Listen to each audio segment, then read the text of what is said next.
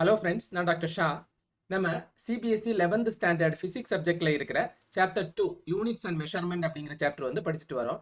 அந்த சாப்டர்ல இன்னைக்கு நம்ம படிக்க போற டாபிக் வந்து மெஷர்மெண்ட் ஆஃப் லெங்த் அப்படிங்கிற டாபிக் கீழே இருக்கிற பேரலாக்ஸ் மெத்தடை யூஸ் பண்ணி லார்ஜ் டிஸ்டன்ஸ் எல்லாம் எப்படி மெஷர் பண்றது அப்படின்னு நம்ம பார்க்க போறோம். நார்மலா வந்து ஒரு டிஸ்டன்ஸ் இல்லைன்னா ஒரு லெங்தை வந்து மெஷர் பண்றதுக்கு நம்ம என்ன யூஸ் பண்ணுவோம்? ஒரு மீட்டர் ஸ்கேல் யூஸ் பண்ணுவோம், இல்லைன்னா ஒரு மீட்டர் டேப் யூஸ் பண்ணுவோம். ஃபார் எக்ஸாம்பிள் வந்து ஒரு துணியோட லெங்தை மெஷர் பண்ணோம் அப்படின்னா நம்ம என்ன பண்ணுவோம்? ஒரு மீட்டர் ஸ்கேல் எடுத்துட்டு நம்ம அந்த துணியோட லெங்தை வந்து மெஷர் பண்ணுவோம். எத்தனை தடவை அப்படிங்கறது அந்த மீட்டர் ஸ்கேல வச்சு பார்ப்போம். இப்போ ஃபார் எக்ஸாம்பிள் 3 மீட்டர்ஸ் அப்படின்னா நம்ம 3 மீட்டர்ஸ் எழுத போறோம். இது ஒரு டைரக்ட் மெத்தட்.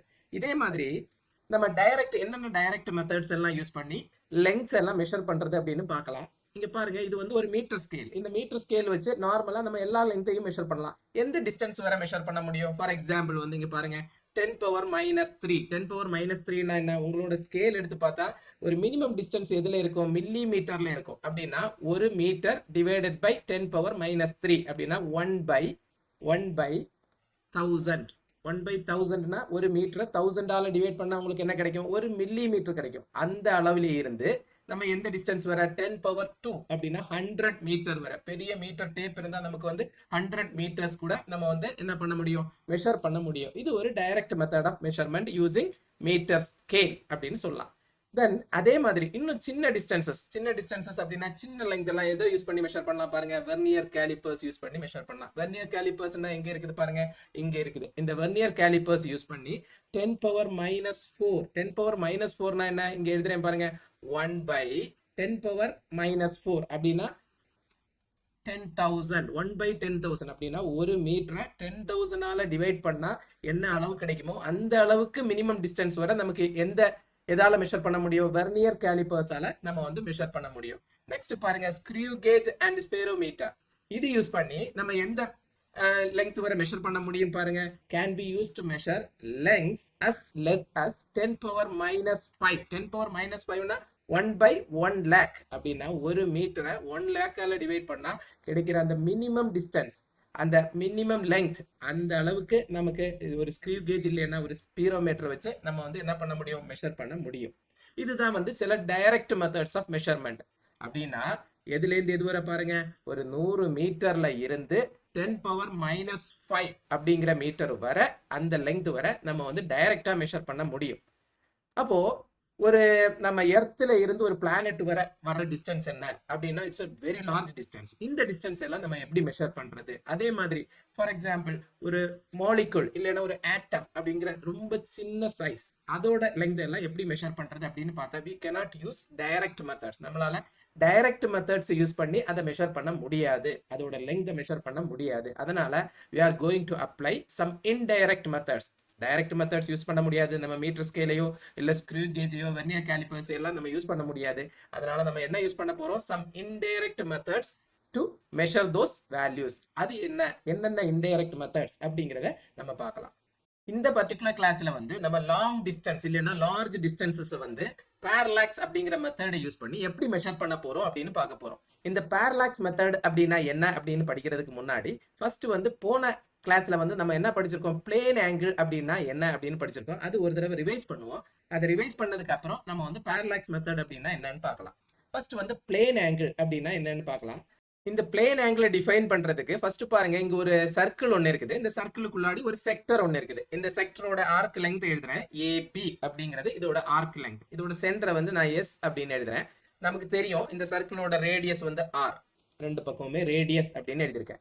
சோ இங்க ஜெனரேட் ஆகிற இந்த ஆங்கிள் தான் நம்ம என்ன சொன்னோம்? தீட்டா இல்லைன்னா பிளேன் ஆங்கிள் அப்படின்னு நம்ம வந்து படிச்சோம். சோ இந்த பிளேன் ஆங்கிளை எப்படி டிஃபைன் பண்ணோம்? Theta equal to the ratio of arc length of AB. arc length of AB னா என்னது?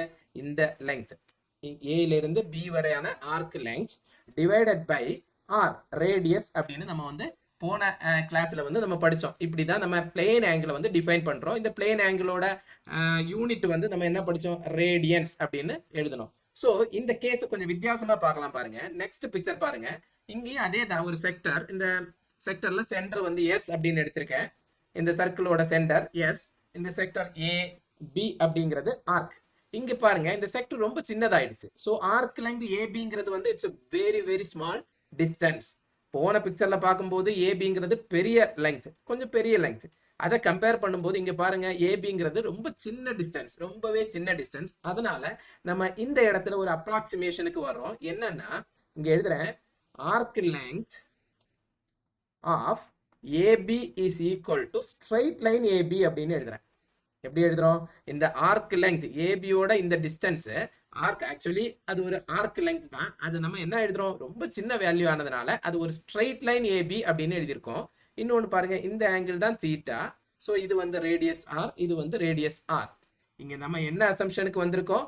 ஏபிங்கிற arc length which is equal to the straight line. அந்த லெங்த் வந்து ஸ்ட்ரைட் லைன் ஏபிக்கு சேம் அப்படின்னு எழுதியிருக்கோம். ஸோ இங்க தீட்டாவை எப்படி எழுதலாம்? நம்ம போன இதுல எழுதணும், ஆர்க் லெங்த் ஆஃப் ஏபி எழுதுறேன். arc length of AB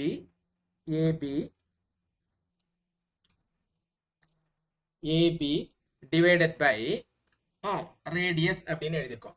so இங்க என்ன எழுதலாம்? நம்ம என்ன அசம்ஷனுக்கு வந்திருக்கோம்? arc length of AB is equal to straight line AB ன்னு எழுதிருக்கோம். So AB divided by R அப்படின்னு எழுதிருக்கேன். ஸோ இந்த வேல்யூ தான் என்னது? தீட்டா. ஸோ இங்க பாருங்க, இந்த தீட்டாங்கிற வேல்யூ வந்து it's very very small value. ஏன் ஸ்மால் வேல்யூ? இப்போ ஏபியை பாருங்க, ஏபிங்கிறது எந்த அளவுக்கு சின்னதாகுதோ, எந்த அளவுக்கு அது சின்ன வேல்யூவா வருதோ, டிவைடட் பை ஆர் அது இன்னும் சின்னதாயிட்டே போகும். ஸோ அதனால theta is a very very small value அப்படின்னு நம்ம எடுத்துக்கிறோம். ஸோ இந்த கான்செப்டை நம்ம எங்க அப்ளை பண்ண போறோம்னா, பேரலாக்ஸ் மெத்தட்ல அப்ளை பண்ணி லார்ஜ் டிஸ்டன்சஸை எப்படி மெஷர் பண்றோம் அப்படிங்கிறத நம்ம வந்து பார்க்கலாம். இங்க வந்து லார்ஜ் டிஸ்டன்சஸ் எல்லாம் மெஷர் பண்றதுக்கு நம்ம யூஸ் பண்ற மெத்தட் வந்து பேரலாக்ஸ் மெத்தட். இந்த பேரலாக்ஸ் மெத்தட் அப்படின்னா என்னன்னு நம்ம வந்து பார்க்கலாம் முதல்ல. இப்போ ஃபார் எக்ஸாம்பிள் வந்து ஒரு பென்சில், இந்த பென்சில் எடுத்து நீங்க ஸ்ட்ரைட்டா பாருங்க, அந்த பென்சிலுக்கு அந்த பக்கம் இருக்கிற வால்ல ஒரு பாயிண்ட்ல வந்து இந்த பென்சில் அதுக்கு ஈக்குவலா ஸ்ட்ரைட்டா நமக்கு வந்து தெரியும். ஃபார் எக்ஸாம்பிள் வந்து இந்த இடத்துல இருந்து நான் இந்த பென்சில் இங்க வரையறேன் பாருங்க. இந்த பென்சிலை வந்து நான் பாக்குறேன், எனக்கு இங்க இருக்கிற ஒரு வால்ல வந்து ஸ்ட்ரைட்டா இந்த இடத்துல அந்த பொசிஷன்ல நமக்கு வந்து என்ன தெரியுது? பென்சில் தெரியுது அப்படின்னு வச்சுக்கோங்க. இது என்னோட ரைட் ஐ, இது வந்து லெஃப்ட் ஐ அப்படின்னு எடுத்துக்கோங்க. லெஃப்ட் ஐ, நான் வந்து லெஃப்ட் ஐயை வந்து க்ளோஸ் பண்றேன். க்ளோஸ் பண்ணிட்டு ரைட் ஐயால இந்த பென்சிலை பார்க்கறேன். பென்சிலோட பொசிஷன் எங்கேயுமே மாறல, பென்சில் அதே பொசிஷன்ல தான் இருக்குது. எனக்கு இப்போ ரைட் ஐயால பார்க்கும்போது இந்த பென்சில் எந்த இடத்துல தெரியும்னா, அதோட பொசிஷன் சேஞ்ச் ஆகி இந்த இடத்துல தெரியும். ஸோ நான் ஒரு லைன் போடுறேன். ஸோ இப்படி தெரியும் எனக்கு. அதே டைம்ல நான் வந்து ரைட் ஐயை க்ளோஸ் பண்ணிட்டு அந்த பென்சிலை பார்க்கும்போது இந்த பென்சிலோட பொசிஷன் எனக்கு எங்க தெரியும் அப்படின்னா இந்த இடத்துல தெரியும். ஸோ அதே ஒரு ஸ்ட்ரைட் லைனால கனெக்ட் பண்றேன், இப்படி ஒரு லைன் போடுறேன். ஸோ நம்மளோட வியூ பாயிண்ட் சேஞ்ச் ஆகும்போது அந்த நமக்கு அந்த அப்ஜெக்ட் வந்து சேஞ்ச் ஆகுது, அதோட பொசிஷன் சேஞ்ச் ஆகுறது மாதிரி நமக்கு தெரியுது. ஆக்சுவலி அந்த பென்சிலோட பொசிஷன் எங்கேயுமே சேஞ்ச் ஆகல, நம்மளோட வியூ பாயிண்ட் சேஞ்ச் ஆகும்போது அந்த அப்ஜெக்டோட பொசிஷன் சேஞ்ச் ஆகுற மாதிரி நமக்கு தெரிகிறது தான் நம்ம என்ன சொல்றது? பேரலாக்ஸ் மெத்தட் அப்படின்னு சொல்றது. இங்க பாருங்க, apparent displacement of an object because the change in the observer's point of view. Observer வந்து பாயிண்ட் ஆஃப் வியூவை சேஞ்ச் பண்றாரு அப்படின்னா, ரைட் ஐயால பார்க்கும்போது ஒரு பாயிண்ட் ஆஃப் வியூ, லெஃப்ட் ஐயால பார்க்கும்போது இன்னொரு பாயிண்ட் ஆஃப் வியூ. ஸோ அப்சர்வரோட பாயிண்ட் ஆஃப் வியூ சேஞ்ச் ஆகும்போது there is an apparent displacement of the object அப்படின்னா அதுக்கு தகுந்தாற் போல அந்த அப்ஜெக்டோட பொசிஷன் வந்து சேஞ்ச் ஆகுறது மாதிரி நமக்கு தெரியுது. இதுதான் நம்ம என்ன சொல்றது? பேரலாக்ஸ் மெத்தட் அப்படின்னு சொல்றது.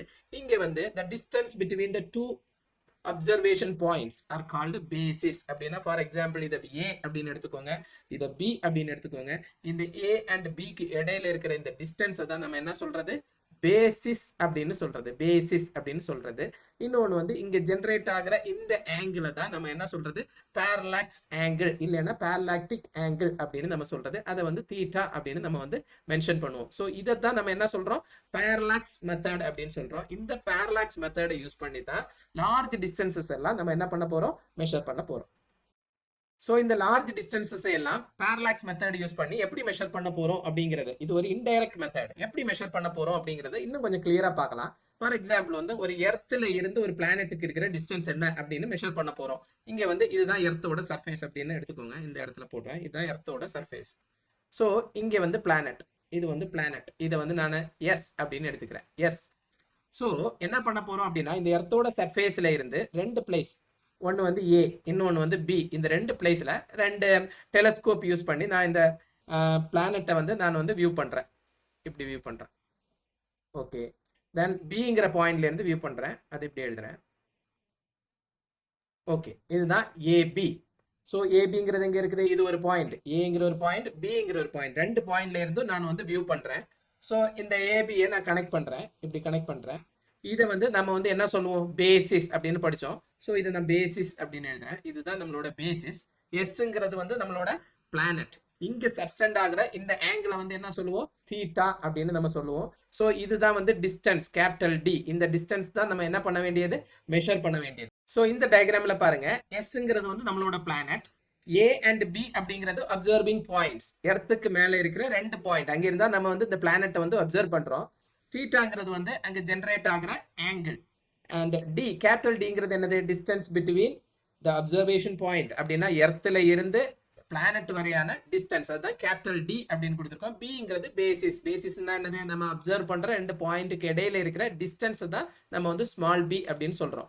ஸோ இந்த கான்செப்டை வந்து நம்ம பிளேன் ஆங்கிளோட நம்ம வந்து கம்பேர் பண்ணுவோம். எப்படி, பிளேன் ஆங்கிள்னா என்ன, ஒரு சர்க்கிள் ஒன்று இருக்கும், ஒரு சர்க்கிள் ஒன்று இருக்கும், இதுதான் சர்க்கிளோட சென்டர்.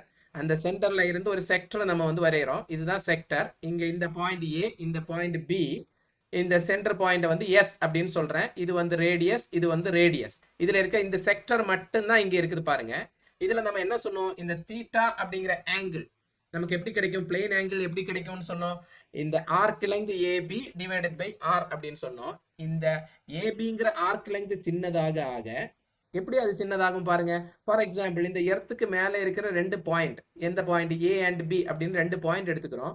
நீங்க இந்த கேபிட்டல் டியை கம்பேர் பண்ணும்போது, கேபிட்டல் டினா என்னது, எர்த்ல இருந்து பிளானட்டுக்கான டிஸ்டன்ஸ், அதை கம்பேர் பண்ணும்போது இந்த ஏபிங்கிற இந்த ஆர்க் லெங்த் அப்படிங்கிறது வந்து it's very very small value, ரொம்ப சின்ன வேல்யூ.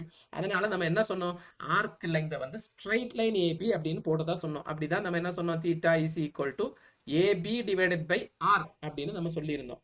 ஸோ அதனால தான் இங்க என்ன போட்டிருக்கோம், ஸ்ட்ரைட் லைன் ஏபி போட்டிருக்கோம். இந்த இடத்துல பாருங்க, இட்ஸ் ஸ்ட்ரைட் லைன் ஏபி. ஏன் ஸ்ட்ரைட் லைன் ஏபி போட்டோம், டியோட கம்பேர் பண்ணும்போது the distance between these two point A and B is very very small. அதனால நம்ம என்ன எழுதுறோம், theta is equal to AB divided by R. So இதுல இருந்து என்ன எழுதலாம், theta is equal to AB. ABனா என்னது, B அப்படின்னு தெரியும், அதுதான் பேசிஸ். பேசிஸ்னா என்னது, distance between two locations divided by R.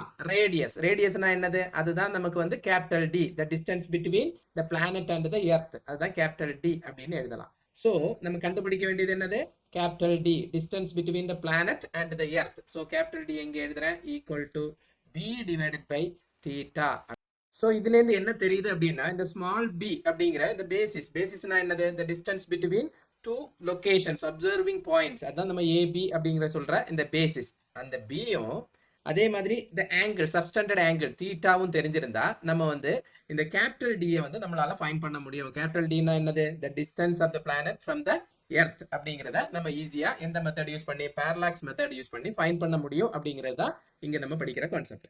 So இந்த மெத்தடோட ரிவர்ஸ் தான் நம்ம இன்னொரு விதமா யூஸ் பண்றோம் பாருங்க. எதுக்காக, to determine the diameter of the planet. ஒரு பிளானட்டோட டயமீட்டரை வந்து மெஷர் பண்றதுக்கு நம்ம இந்த போன மெத்தடோட ரிவர்ஸ் யூஸ் பண்றோம். எப்படி யூஸ் பண்றோம் பாருங்க. if d is the diameter of the planet, நான் இந்த இடத்துல போடுறேன் பாருங்க, இதுதான் ஒரு பிளானட். இந்த பிளானட்டோட டயமீட்டரை வந்து நான் d அப்படின்னு எழுதுறேன், d. ஸோ இந்த பாயிண்ட் a, இந்த பாயிண்ட் b அப்படின்னு எடுத்துக்கிறேன். and alpha be the angular size of the planet. அப்படின்னா என்ன, இந்த இடத்துல எர்த், இதுதான் எர்த். இந்த இடத்துல ஒரு லொகேஷன்ல இருந்து இந்த ஏங்கிற பாயிண்டையும் அதே மாதிரி பிங்கிற பாயிண்டையும் நான் வந்து வியூ பண்றேன் அப்படின்னு எடுத்துக்கோங்க. இங்க சப்ஸ்டெண்ட் ஆகிற இந்த ஆங்கிளை நம்ம என்ன எழுதணும், ஆல்பா அப்படின்னு எடுத்துக்கிறோம், ஆல்பா. ஸோ நமக்கு என்ன ஃபைண்ட் பண்ணோம், determine the diameter of the planet. Diameter of the பிளானட்னா என்னது, ஏபி அப்படிங்கிற ஸ்மால் டியை வந்து ஃபைண்ட் பண்ணோம். இங்க சப்ஸ்டெண்ட் ஆன ஆங்கிள் என்ன, ஆல்பா அப்படின்னு எழுதியிருக்கோம். நம்ம என்ன படிச்சிருக்கோம், alpha is equal to AB divided by, இது பாருங்க கேபிட்டல் டி. கேபிட்டல் டினா போன மெத்தட்ல நம்ம ஃபைண்ட் பண்ணோம், என்னது, the distance between the planet and the earth அப்படின்னு ஃபைண்ட் பண்ணோம், அதுதான் கேபிட்டல் டி. ஸோ இந்த டயக்ராம்ல எழுதுனா பாருங்க, இது வந்து ஆல்பா, இது கேபிட்டல் ஏ, இது கேபிட்டல் பி, இந்த டிங்கிறது தான் டயமீட்டர் ஆஃப் த பிளானட். இந்த கேபிட்டல் டிங்கிறது வந்து distance of the planet from the earth அப்படின்னு படிச்சிருக்கோம். ஸோ இந்த ஆல்பா எப்படி கிடைக்கும், ஏபி டிவைடட் பை டி அப்படின்னு கிடைக்கும்.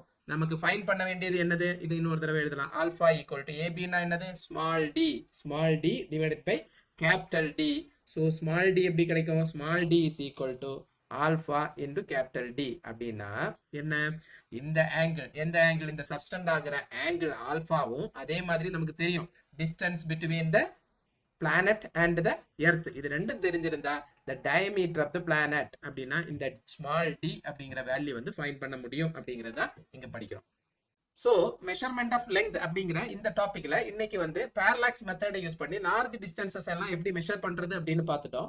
நம்மளோட நெக்ஸ்ட் கிளாஸ்ல வந்து இதே பேரலாக்ஸ் மெத்தடை யூஸ் பண்ணி சால்வ் பண்ணக்கூடிய ப்ராப்ளம்ஸ் எல்லாம் பார்க்க போறோம். ஸோ நெக்ஸ்ட் கிளாஸ்ல மீட் பண்ணலாம். தேங்க்யூ.